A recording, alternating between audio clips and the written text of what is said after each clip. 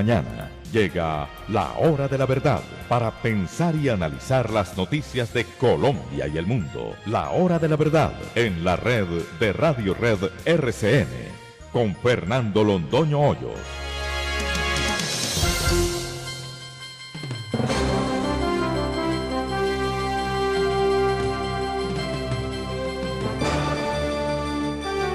Muy buenos días. Son las 6 de la mañana de este miércoles 15 de mayo de 2019. Esta es la hora de la verdad. Y estos son temas y asuntos que trataremos en la grata compañía de ustedes durante las próximas horas. Hoy hace exactamente 7 años trataron de asesinarnos. Asesinaron nuestros 2 escoltas, pusieron la primera y última, y esperamos que sea de verdad la última bomba Lapa que se ha puesto en toda América. Hubo conmoción en Colombia, conmoción en todo el mundo. Curiosamente la SIP, la Sociedad Interamericana de Prensa, que estaba bajo la influencia total de Enrique Santos Calderón, a la sazón en Cuba, con quienes nos mandaron a asesinar, y que no ha dicho nunca por qué la SIP no protestó y por qué guardaron silencio los que estaban preparando estos acuerdos de paz en La Habana hace 7 años. La investigación, perfectamente esclarecida desde el punto de vista de autores materiales, desde el Paisa, de las personas que el Paisa utilizó, a Tavares Marín, aquí a los bigotes, a los carne, a los que trabajaron para seguirnos y para ponernos la bomba Lapa. ¿Quién la ordenó? ¿Quién la ordenó? Bomba Lapa vino desde Venezuela, con absoluta seguridad. ¿Quién la ordenó? Nunca se supo porque nunca lo quisieron averiguar. Nunca. Y curiosamente la Sociedad Interamericana de Prensa no protestó. ¿Por qué sería? Las órdenes de deportación de migrantes a los Estados Unidos podría alcanzar el 1.000.000 de personas. Escuchen bien. 1.000.000 de personas podrían ser deportadas desde los Estados Unidos hasta sus lugares de origen porque se encuentran ilegalmente en aquel país. Las fuerzas de seguridad de Venezuela impidieron el ingreso a los miembros de la Asamblea Nacional. Lo que dijo Guaidó. Guaidó cada vez más solo, Maduro gobernando un erial, gobernando un desierto. La última noticia de esta mañana prácticamente, de ayer en la noche, es que de muy buena fuente se supo que Venezuela no está produciendo más de 500.000 barriles diarios de petróleo. Producía 3.500.000 barriles. El socialismo del siglo XXI logró desaparecer 3 millones de barriles diarios de producción petrolera. En Colombia, Medimás cierra servicios. Esto lo veíamos venir y lo dijimos. ¿Cómo va a sobrevivir Medimás con 2 sentencias del Tribunal de lo Contencioso que la cierra? Y cuando ya el gobierno empezó a hablar del traslado de los usuarios de Medimás hacia otras EPS, ¿quién le presta un peso? ¿Quién le hace un adelanto en suministros? ¿Cómo puede mantenerse Medimás? Ya la crisis estalló y nos preguntamos, ¿está preparado el gobierno nacional para manejar 3.8 millones de usuarios? La mayor cantidad de gente afiliada a una EPS la tiene todavía Medimás. ¿Qué se va a hacer con todos ellos? La vía Bucaramanga-Pamplona, otro desastre. Un camino, una carretera fundamental que no arranca. Son muchos kilómetros de mantenimiento de la carretera, son unas vías que se van a construir que no son muy grandes, cerca de 30 kilómetros, y eso definitivamente no arranca. El problema de la comunicación vial en el país es cada vez más agudo. y la carretera a Villavicencio sigue completamente cerrada. Pero tranquilos, gentes del llano, que ahí está la vía alterna que no existe, que es una trocha. De manera que en este momento no hay comunicación entre el centro del país y los llanos orientales, que es donde está la gran esperanza de Colombia en tantos sectores agrícolas. Todo está por descubrir en los llanos orientales y no hay carretera, no existe. Levantan inmunidad a otros 4 diputados en Venezuela y van 14. Última hora, no son 14 sino 15. No son 4 sino 5 a los que le acaban de levantar la inmunidad. Maduro sigue haciendo lo que le da la real gana en Venezuela. ¿De quién es candidato Eber Bustamante para la Comisión Interamericana de Derechos Humanos? Esa es una candidatura muy sorpresiva, porque Eber Bustamante no se ha distinguido nunca como jurista de nada. Están diciendo es que no tiene formación en derechos humanos. Dicen, no, es que al parecer tiene un viejo título de abogado. Y él lo que ha ejercido es en otras cosas. Primero ejerció de guerrillero y después ejerció de presidente de Coldeportes, donde no dejó sino tristezas a su paso. ¿Dónde está su formación de jurista? ¿Y dónde está su formación en derechos humanos? Eber Bustamante, en el momento clave para cambiar el destino de la Comisión Interamericana de Derechos Humanos, cuando teníamos un candidato de excepción, ese sí, jurista a carta cabal, uno de los más distinguidos consejeros de Estado, gran tratadista, y nada, Eber Bustamante. Bueno, ¿quién entiende lo que está pasando en Colombia? Acusación formal contra el magistrado Leonidas Bustos. Él sigue viviendo en Canadá. Nunca ha explicado ni podrá explicar con qué dinero. Mejor dicho, todos entendemos con qué dinero porque es el cartel de la toga. Al parecer está vendiendo un suntuoso apartamento que tiene en el norte de Bogotá de 300 y no sé cuántos metros cuadrados, que tenía una pinacoteca que sacó a la vista de todo el mundo y nadie preguntó de qué se componía esa pinacoteca, cuánto costaba y con qué dinero se había adquirido. Leonidas Bustos, un hombre que vivía decorosamente, con austeridad, en un barrio bueno de Bogotá, por allá en el Salitre, y apareció riquísimo, riquísimo, el cartel de la toga. Acusaciones también contra Montealegre, que se viene furioso, porque no aprovecha para explicar cómo es la cosa del cartel de la toga y otras cositas que tiene para explicar.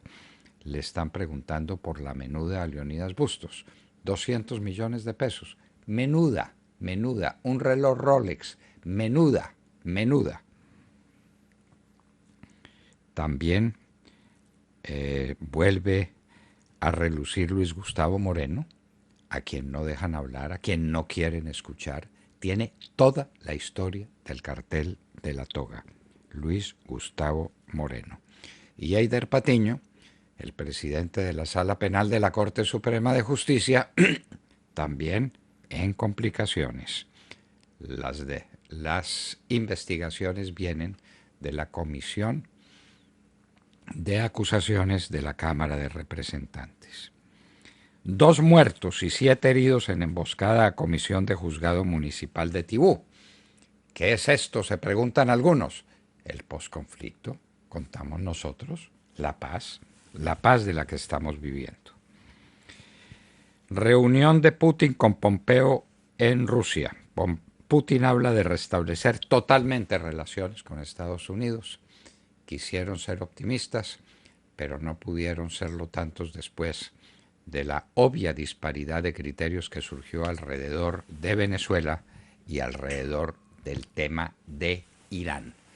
A propósito, Khamenei, el poder real en Irán, está diciendo que Irán no quiere la guerra con los Estados Unidos. Crisis del gas en Colombia. Señores, vamos a tener importaciones a partir del año 2022, dentro de 3 años. Se va a duplicar el costo del gas natural para las familias colombianas. Si no se hace ya lo que se ha debido hacer desde hace rato, acudir al fracking. ¿Por qué no se estudia a fondo y realmente el fracking?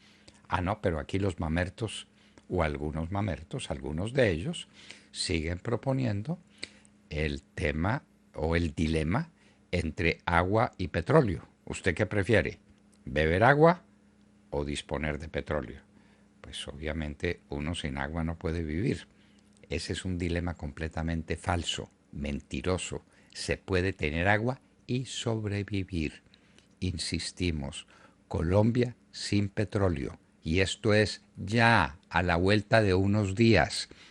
No es viable. Sencillamente no es viable.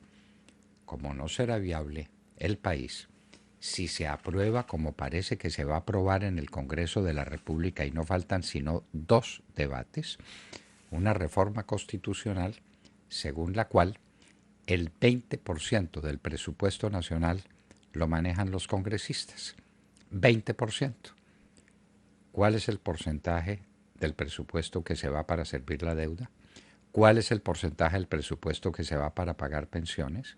¿Cuál es el porcentaje del presupuesto nacional que se va para las regiones? Y entonces, ¿qué plata queda? No queda el 20%. De aquí en adelante se acabó el presidente de la República, se acabó su función, se acabó la unidad del país. Los parlamentarios peleándose a dentelladas por el 20% del presupuesto, que es mucho más de lo disponible para inversiones, para construir carreteras, para construir puentes, para tener una política de desarrollo. Y eso está a punto de pasar en el Congreso. Y nadie lo menciona. Nosotros sí nos ocuparemos del tema. Y a propósito del desastre fiscal del país, se prepara la venta de otra empresa estatal, esta vez de ISA. ¿Qué se hizo la plata de Isagen? ¿Dónde estuvo? ¿Dónde fue a parar?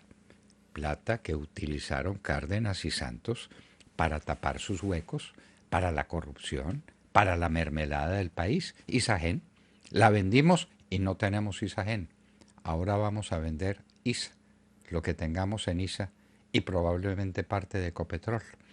Cuando las familias venden la nevera y el televisor para comer, les espera mucha hambre por delante. En Colombia estamos haciendo lo propio. Human Rights Watch quiere decidir el ascenso de militares colombianos y la emprende contra uno de los oficiales más dignos que hemos tenido, el general Nicasio Martínez. No hay ninguna acusación en su contra. Un hombre intachable, un militar que lo es de veras, pero Vivanco resolvió, desde luego con la ayuda de ¿quiénes? Pues con la ayuda de las FARC, con la ayuda de los que se oponen a que el ejército de Colombia tenga un transcurrir digno. Se consiguieron la firma de unos senadores norteamericanos a quienes convencieron de que aquí se cometen todas las atrocidades en materia de violación de los derechos humanos. Según ellos, todas las operaciones del Ejército Nacional son de falsos positivos. Y entonces, ¿a qué horas se acabaron las FARC? ¿A qué horas las derrotaron? ¿A qué horas el presidente Uribe los mandó para el Ecuador y para Venezuela fugitivos? ¿A qué horas? Si se atacaba era la gente inocente. Vaya contradicción. Fue retirada la proposición de moción de censura contra Mindefensa.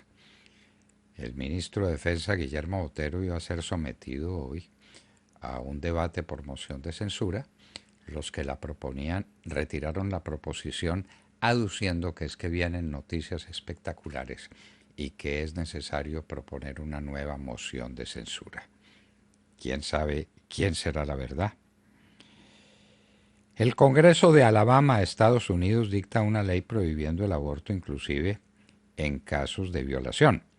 La Corte Suprema de Justicia de los Estados Unidos lo había permitido casi completamente, pero los Estados Unidos son eso, Estados Unidos, y el estado de Alabama es un estado independiente, autónomo, que tiene un Congreso que con toda razón condena el aborto. Paro nacional contra Macri, Mauricio Macri, el presidente de Argentina, por las medidas de austeridad que está imponiendo, que las ha debido imponer el primer día. Solo que se demoró, las cosas le cogieron ventaja y entonces ahora está enfrentando, vaya a saber a quién. ¿Quién es el jefe político de la oposición hoy? La persona que se robó a la Argentina en compañía de su marido, la señora Cristina. Pues Cristina Fernández de Kirchner es la gran opositora de Macri. Ese país que tiene tantas cosas, ese país maravilloso, de gente extraordinariamente inteligente y lúcida, hay una cosa que definitivamente no tiene, que es talento político. Arabia Saudita denuncia ataques contra sus estructuras petroleras. Primero denunció que sus buques estaban siendo atacados en el estrecho de Hormuz y ahora denuncia que con unos drones artillados están bombardeando sus instalaciones petroleras. 3 años durará la transición hacia la democracia, dicen los militares de Sudán. Recuerdan a Omar al-Bashir, a quien están esperando en la Corte Penal Internacional para someterlo a juicio por delitos de lesa humanidad. Pues bien, los militares lo tumbaron, pero ahora los militares dicen que el proceso de transición a la democracia dura 3 años. Corte brasileña ordena liberación condicional del expresidente Temer. Temer entra a la cárcel y sale de la cárcel ya casi que rutinariamente, pues acaba de salir de la cárcel por orden de una corte y llegó a la cárcel por orden de otra corte. Un jurado de conciencia de California condenó a Monsanto con $2.000 millones por daños causados por el Roundup. Vaya uno a saber si el cáncer que le aparece a una persona es causado por el Roundup, o es decir, por el glifosato, o causado por otra cosa. Lo cierto es que aquí nadie nunca se quejó de cáncer. Y el glifosato se aplica exactamente donde no hay personas. En las zonas cocaleras donde no hay sino alimañas o batidos, que son personas, pero pues no será mucha la preocupación que tenemos porque esas personas que están cometiendo el más atroz de los delitos contra la nación tengan el riesgo remotísimo, que nunca se ha podido demostrar, de que el glifosato les haga daño. ¡Ay, la pederastia en Colombia! ¡Qué horror! Este cáncer de la Iglesia Católica. Ahora hablan de que el Vaticano tiene una lista de miles de curas pederastas. Esto es la gran vergüenza de la Iglesia Católica, el gran dolor con el que difícilmente vamos a sobrevivir. Pero hay que tener fe. Sobre esta piedra se edificará mi iglesia. ¡Qué horror la pederastia entre los curas! Y hoy en la historia recordaremos una de las mujeres más apasionantes, más controversiales y más trágicas en la historia de Inglaterra, Ana Bolena, quien fue muerta en un día como hoy por orden del verdugo, y por eso Enrique VIII. Ana Bolena, por cuyo amor desafió todo, incluyendo a la Iglesia Católica, y consiguió que un nuevo cardenal, un nuevo obispo de su propia iglesia, le anulara el matrimonio con Catalina de Aragón para poderse casar con Ana Bolena, a la que más tarde cortaría la cabeza porque fundamentalmente no le dio un hijo varón. De todo esto y de mucho más hablaremos con ustedes en las próximas horas, en la hora de la verdad. Y los invitamos a seguirnos a través de nuestra señal de audio en alta calidad en TuneIn, en donde nos encuentran como La Hora de la Verdad. Igualmente los invitamos a sintonizarnos en los diales 710 AM en Medellín, 1200 AM en Cali y 970 AM en Bogotá. Y recuerden que estamos presentes en nuestra cuenta de Twitter, @Hora de la Verdad. A través de esta cuenta pueden seguir el minuto a minuto de nuestras emisiones. Los invitamos también a seguir nuestra transmisión a través de Facebook Live, con nuestra señal en vivo y todo el contenido de nuestras emisiones que está disponible en nuestro canal en YouTube. Tenemos nueva cuenta en Instagram, ahí estamos compartiendo también historias, videos, imágenes y todos los acontecimientos del país. Síganos en @La Hora de la Verdad Oficial. No olviden visitar también nuestra página de internet www.lahoradelaverdad.com.co, en donde pueden sintonizarnos y compartir sus opiniones a través del chat. Son las 6 de la mañana, 21 minutos. Comenzamos ya. Bienvenidos. En la red de Radio Red RCN, La Hora de la Verdad, con Fernando Londoño Hoyos y su equipo periodístico.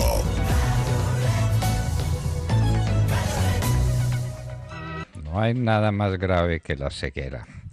Bueno, estamos oyendo a Lola Flores, la faraona, tal vez la artista más popular y más grande que produjo España en la segunda mitad del siglo XX.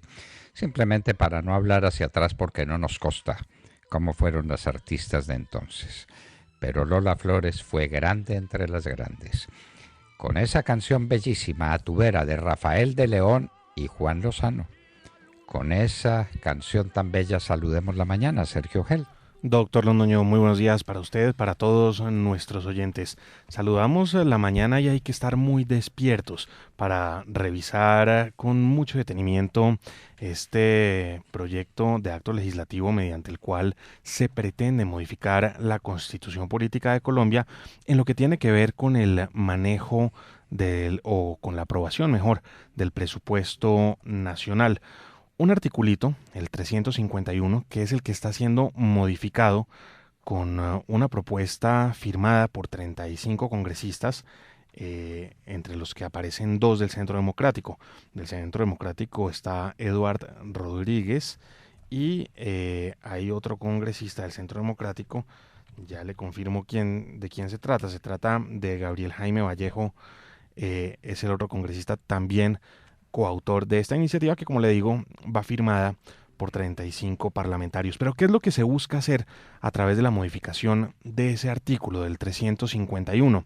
Bueno, lo que se busca es que los congresistas manejen hasta en un 20% el presupuesto de inversión, lo que prohíbe hoy la Constitución Política de Colombia. Hoy en día la Constitución indica que el Congreso no puede aumentar ninguna de las partidas del presupuesto propuestas por el gobierno, ni incluir ninguna nueva si no tiene la aceptación escrita del ministro del ramo, esto es, del ministro de Hacienda. La modificación lo que busca es mantener esto, salvo con la siguiente excepción. Dice que una vez aprobado el monto definitivo del presupuesto de gasto decidido por las comisiones conjuntas, las plenarias de las cámaras podrán efectuar modificaciones al proyecto de presupuesto hasta en un 20% del presupuesto de inversión mediante traslados entre partidas, aumento o disminución de las mismas o inclusión de nuevas partidas que estén relacionadas con el cumplimiento del Plan Nacional de Desarrollo, siempre y tanto que no se alteren las partidas que el Congreso no puede eliminar o reducir y las que se refiere por ejemplo al tema de las cargas del servicio de la deuda y demás. Entonces aquí lo que estamos es frente a un proyecto de acto legislativo que busca darle un manejo del 20% del presupuesto nacional a los parlamentarios, quienes podrían, si se termina de aprobar esta modificación, manejar ese 20% del presupuesto nacional y decidir cómo van las partidas. Un proyecto que ha causado bastante conmoción, podríamos decirlo, en los últimos días, pero digo que hay que revisarlo muy despiertos porque es un proyecto que viene andando muy despacito, pero muy tranquilamente, desde octubre de 2018.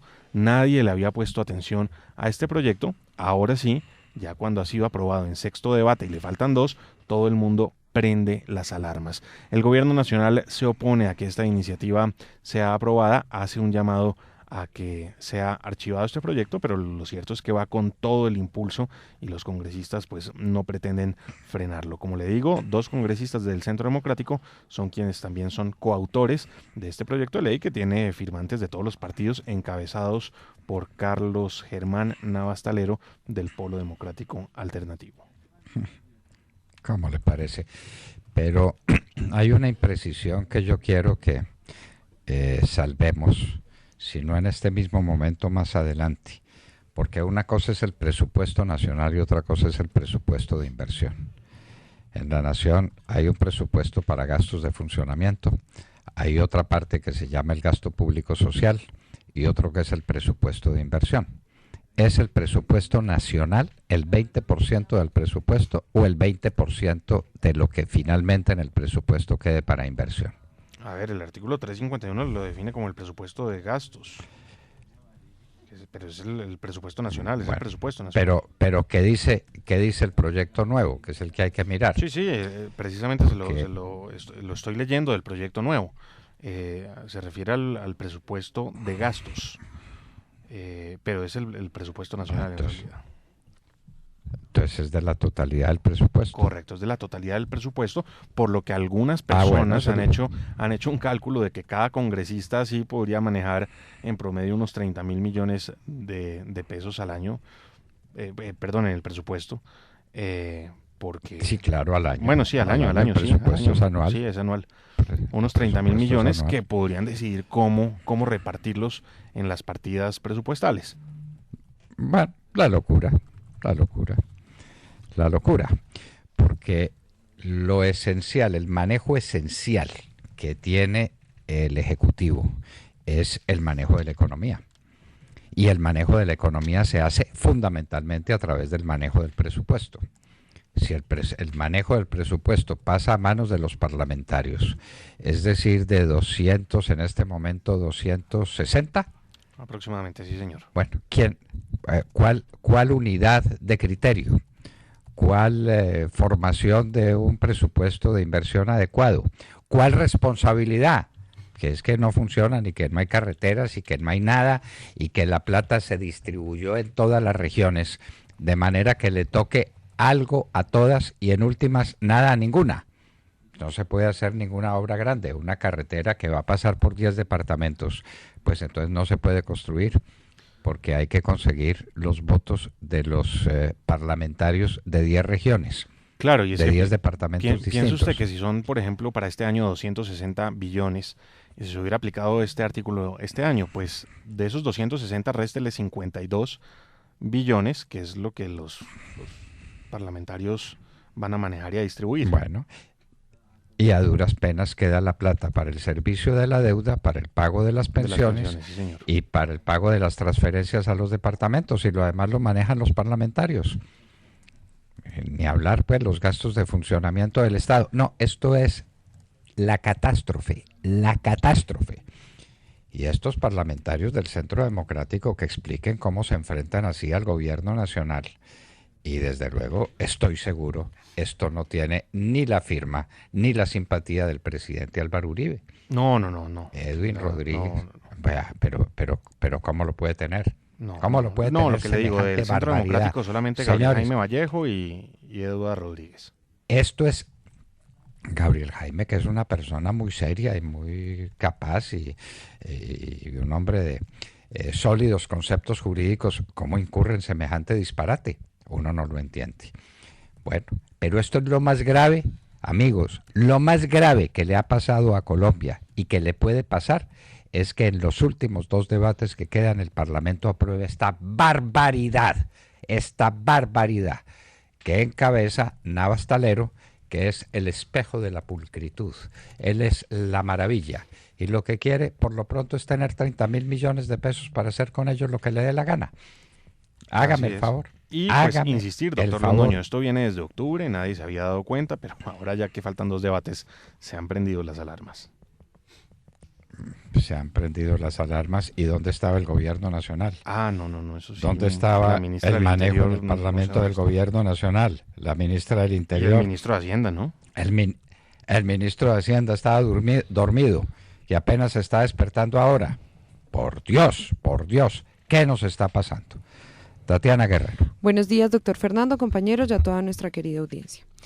Tras reunión con el secretario de Estado de Estados Unidos, Mike Pompeo, el presidente ruso Vladimir Putin declaró que quiere restaurar totalmente las relaciones con ese país.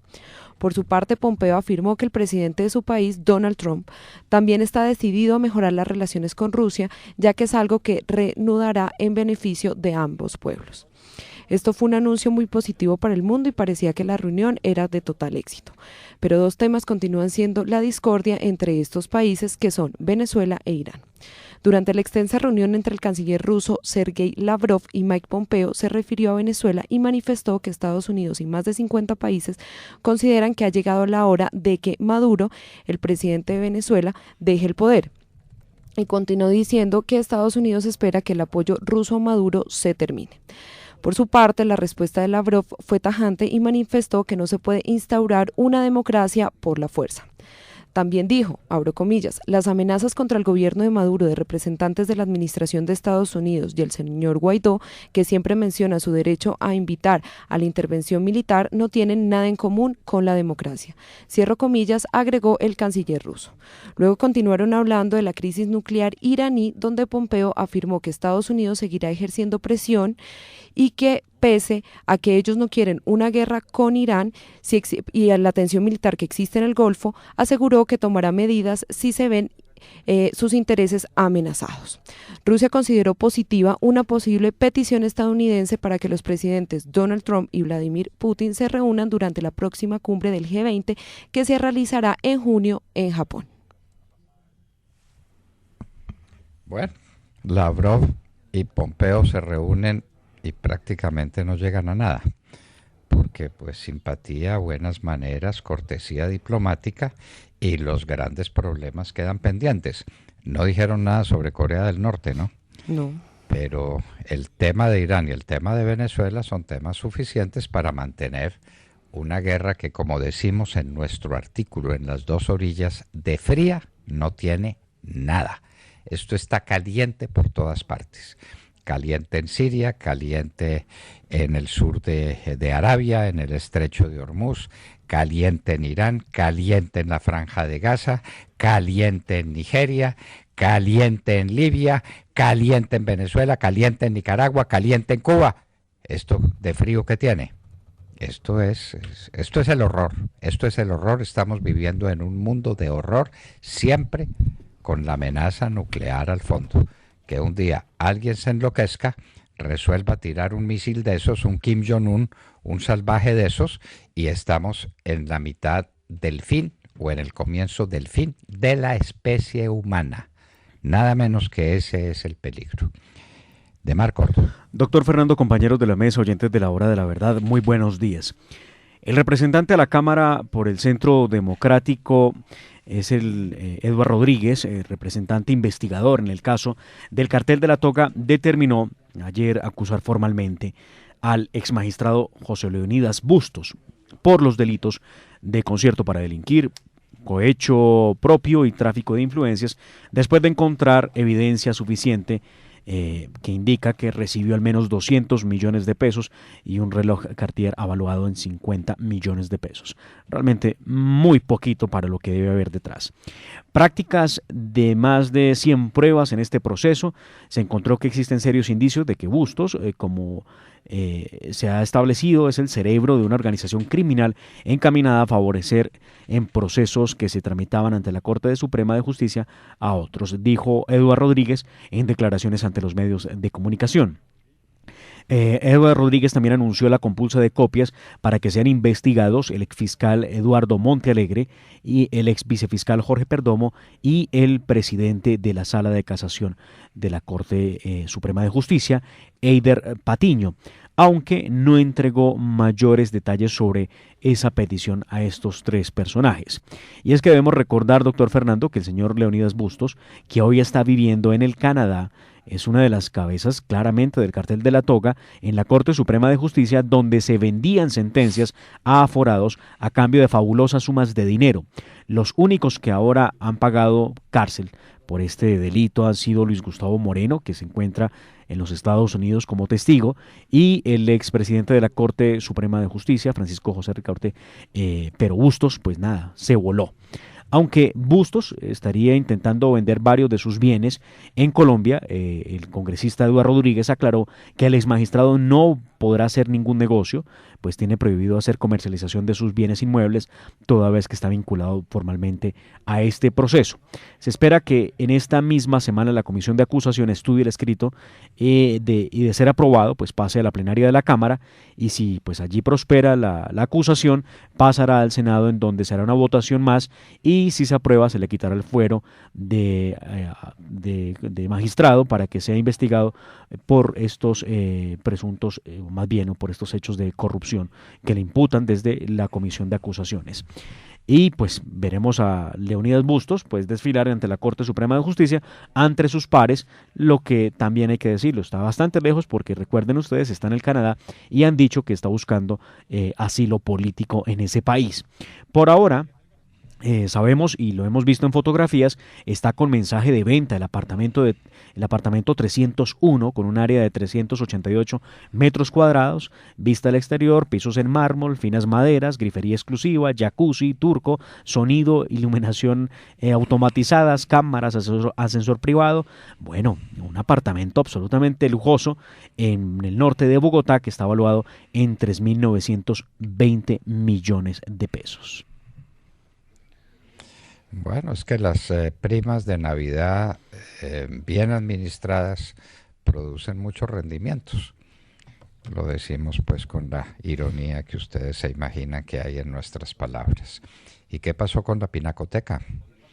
Todo el mundo habla de la pinacoteca que fue de Bustos, la dejaron sacar del apartamento y nadie preguntó dónde están esos cuadros, cuánto costaban. ¿Cuánto cuesta un cuadro de Botero, un cuadro de los grandes pintores nacionales o internacionales? Vamos a saber si había Villegas, si había quién sabe qué. Y dejaron vaciar la pinacoteca y nadie protestó. Y vivir en Canadá no es barato, no es barato. Para eso se necesita dinero, mucho dinero. Leonidas Bustos. ¿Y qué pasó con las grabaciones de la Corte donde decían que los temas de las acusaciones contra los amigos del presidente Uribe no debían juzgarse de manera jurídica, sino política? ¿Qué pasó con eso? No, pues nada, porque nada, entonces siempre dijeron que bueno, se había tratado de una grabación mal obtenida y que en ese orden de ideas no tendrían por qué utilizarlo como fuente probatoria, y ahí sí, para ellos el derecho funciona de esa manera. Claro, como las pruebas recogidas en el campamento de Raúl Reyes en el Ecuador, como no fueron obtenidas de manera regular, entonces nadie tiene por qué saber lo que decían esas grabaciones, que sí decían lo que decían. Pero claro, los que quisieron la pudieron oír, e inclusive hay libros sobre el particular, pero nada, eso no existe. Así es la justicia colombiana y quieren los operarios, como se dice ahora, de la justicia, que alguien pueda creerles. Tata Castro. Muy buenos días a todos. Continuamos en modo rosa acá en la hora de la verdad. El Giro de Italia tuvo ayer la cuarta etapa con otro latinoamericano como ganador. El ecuatoriano Richard Carapaz fue el que levantó los brazos en la meta luego de recorrer 235 kilómetros entre Orbetello y Frascati con un solo premio de montaña de cuarta categoría comenzando el recorrido. Un final insólito tuvo la jornada. A 6 kilómetros de la meta, una caída masiva hizo un corte en el pelotón y los más damnificados fueron Tom Dumoulin y el español Mikel Landa.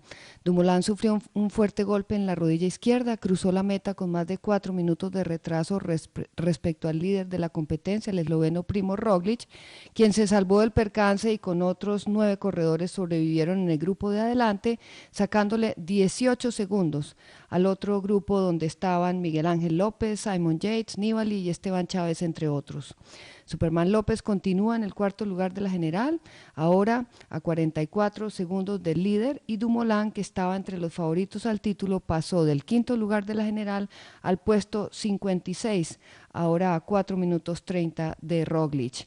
Por el lado de Mikel Landa, está ahora en el puesto 22 de la general a 1:49. Hoy quinta etapa, serán 140 kilómetros de Frascati a Terracina, apta para embaladores. Y yo, doctor Londoño, me pregunto, ¿será Richard Carapaz ahora el líder del Movistar? Está de 16 en la general a 1:21 y su compañero Mikel Landa, que es el líder, en el puesto 22. Y Latinoamérica dejando huella en este Giro. Van 4 etapas, 2 ganadas por latinos. Bueno, ese muchacho Carapaz es excelente, ¿no? Y es que ganar un embalaje en la Vuelta a Italia. Cuarto, quedó de cuarto el año pasado en el Giro. En el Giro. Es excelente. Un excelente ciclista, en gran parte hecho en Colombia, ¿no? Sí. Sígale la pista, pero él ha corrido muchas carreras en Colombia. Ah, bueno. Claro. Bueno, sigamos la pista de eso. Y en un minuto estaremos con Ervin Hoyos, director de la organización Voces del Secuestro y presidente de la Federación Colombiana de Víctimas. También vocero de la corporación Rosa Blanca. Los delitos sexuales como delitos políticos. ¿Hasta cuándo, por Dios? ¿Hasta cuándo el mundo va a soportar estas atrocidades? Ervin Hoyos estará con nosotros en un minuto. Son las 6 de la mañana, 43 minutos. Esta es la hora de la verdad.